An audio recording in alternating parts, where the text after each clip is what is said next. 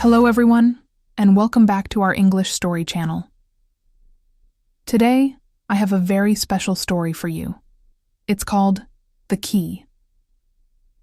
This story is not only about a forgotten key, it's about stress, rushing, mistakes, and the lessons we learn from small things in life.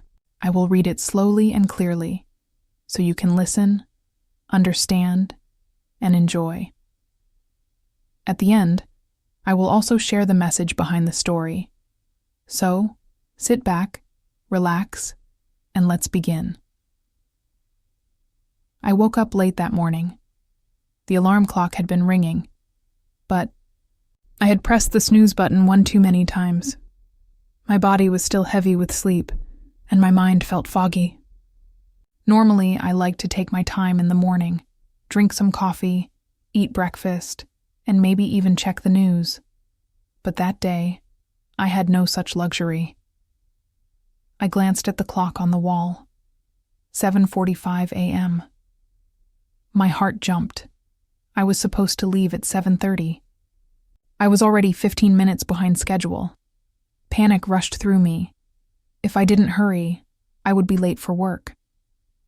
I rushed into the bathroom, brushed my teeth faster than ever, and splashed cold water on my face. I didn't even bother to look in the mirror.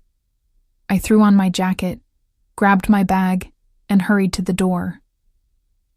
My shoes were not properly tied, but I didn't care. Time was running out. Down the stairs I went, almost tripping on the second step. My apartment was on the third floor, and every second felt like an hour. By the time I reached the bottom, I was already breathing heavily. Outside, the morning air was cold, and I could see a thin layer of fog floating above the ground. My car was parked on the street, waiting for me like a loyal friend. I jumped inside, started the engine, and drove off. As soon as I turned onto the freeway, my thoughts began to settle. The traffic was lighter than usual, which gave me a small sense of relief. Maybe, just maybe, I would make it on time. But then, a sudden thought hit me like a hammer. Did I bring my key? My right hand quickly reached for my bag. My fingers moved nervously inside, searching for the familiar shape of the metal key. My heart started racing again. I touched the inside pocket, the small zipper compartment, even the outer flap.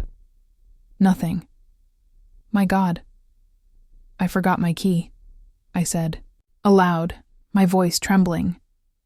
The thought of leaving my apartment unlocked, or not having my key when I came back from work, terrified me. I couldn't take the risk. I needed that key. I made a quick U-turn, my tires screeching against the asphalt. The cars behind me honked angrily, but I didn't care. I drove back as fast as I could, my eyes fixed on the road, my hands gripping the steering wheel tightly. Finally, I reached my building. Without hesitation, I parked my car right in front of the door. Normally, it was not allowed. A big sign clearly said, "No parking tow zone." But at that moment, I didn't care. I just needed to get upstairs, grab my key, and leave. I dashed up the stairs, skipping 2 steps at a time. My breath grew heavy, my chest tight. When I reached my apartment, I swung the door open and rushed inside. The apartment looked the same as when I had left it. A few dishes in the sink, the curtains still half drawn, my jacket hanging on the chair. I immediately dropped my bag on the floor and began searching. First, I checked the kitchen counter. No key. Then the table near the sofa. Nothing. My hands shook as I pulled out the couch cushions, but the key was not there either. I opened the drawers in my bedroom, lifted the blankets, even checked the bathroom sink. Still, nothing. Minutes passed like hours. Sweat formed on my forehead. My eyes scanned every corner of the room. And then, like lightning, the realization struck me. The key was in my jacket. Not the jacket I was wearing now, but the one I had worn the previous evening. I had carelessly left the key inside its pocket. The jacket was still hanging on the back of the chair near the window. I grabbed it quickly and reached into the pocket. Sure enough, the key was there, cold and metallic against my fingers. Relief flooded me. I sighed deeply, almost laughing at myself. Finally, I whispered. I rushed back to the stairs and ran down as fast as I could. My heart still raced, but this time from relief rather than panic. I was sure I could still make it to work. But when I stepped outside, my relief turned into shock. My car was gone. For a moment, I stood frozen, unable to believe what my eyes were seeing.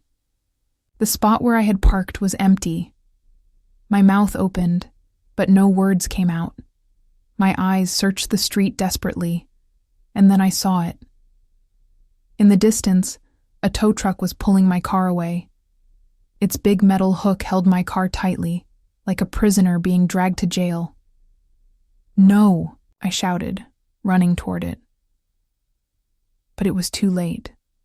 The truck was already halfway down the street. My car was disappearing, and with it, my hopes of getting to work on time. I stopped running, my hands resting on my knees, my breath heavy. My whole body shook with frustration. A wave of helplessness washed over me. As I stood there, watching my car vanish into the distance, I realized something important. The morning had started with me being in a rush, not taking a moment to breathe or think clearly. One small mistake, the forgotten key, had snowballed into something much bigger. If I had slowed down, double-checked my jacket before leaving, none of this would have happened. But because I was in such a hurry, I lost more than just time. I lost my car, at least for the moment. I slowly walked back to my apartment, my shoulders heavy. Inside, I sat down on the couch and stared at the key in my hand. Such a small object, yet it had caused so much trouble. I thought about how often in life we forget the little things, because we are too focused on the big things. We rush to work, to meetings, to deadlines, and in that rush, we overlook the simple details that hold everything together. A key, a word, a gesture. Sometimes these small things can change the entire day. I decided to call the towing company. The phone number was printed on the sign outside my building. When I finally got through, the woman on the other end had a flat, bored voice.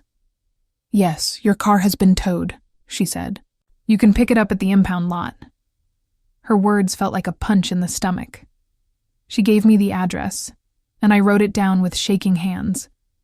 It was on the other side of the city. I had no car to get there, no time to waste, and work was already calling my phone. I closed my eyes and leaned back on the sofa.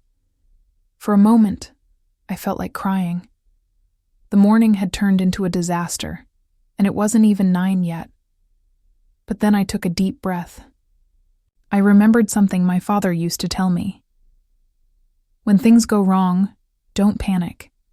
Stop, breathe, and think. Every problem has a solution. I stood up, grabbed my bag, and walked outside again. I locked the door this time, making sure the key was safe in my pocket, and headed toward the bus stop. If I couldn't drive, I would take the bus. As I sat on the bus looking out the window, I realized the day wasn't completely ruined. Yes, it was difficult. Yes, it was stressful. But it was also a lesson. A lesson about patience, awareness, and the importance of small details. Later that evening, after finally retrieving my car from the impound lot and paying a painful fine, I sat down at my desk and began to write this story. I wanted to remember it, not because it was pleasant, but because it taught me something valuable. Life often gives us small keys, moments, chances, opportunities. If we forget them or ignore them, we may lose much more than we expect. But if we pay attention, if we slow down and act with care, those keys can open doors instead of locking us out. That day, I lost time, money, and peace of mind. But I gained a story, and with it, a reminder. Never underestimate the power of a key. And that was our story, The Key. What can we learn from it? Sometimes in life, it is not the big things that cause problems. It's the small things we forget. A single key, a single choice, or a single moment can change our whole day. So remember to slow down. Take a breath. Pay attention to the little things. They might save you from bigger troubles later. Thank you for listening to this story. I hope you enjoyed it and also practiced your English while listening. If you like this story, don't forget to like, share, and subscribe to the channel for more interesting and simple English stories. See you in the next story.